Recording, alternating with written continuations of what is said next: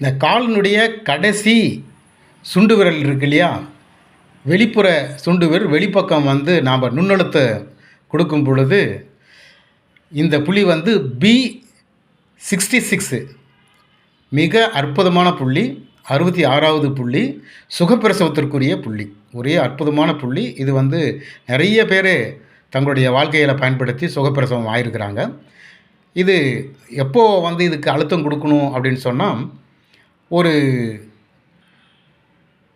15 நாள் பிரசவத்திற்கு 15 நாளுக்கு முன்ன இந்த புள்ளிகளை நாம் வந்து தொடர்ந்து அழுத்தம் கொடுக்கும் பொழுது இது அற்புதமான ஒரு பலனை கொடுக்கக்கூடியது. அனுபவபூர்வமாக நிறைய நபர்கள் இதை வந்து பலனடைஞ்சிருக்கிறாங்க.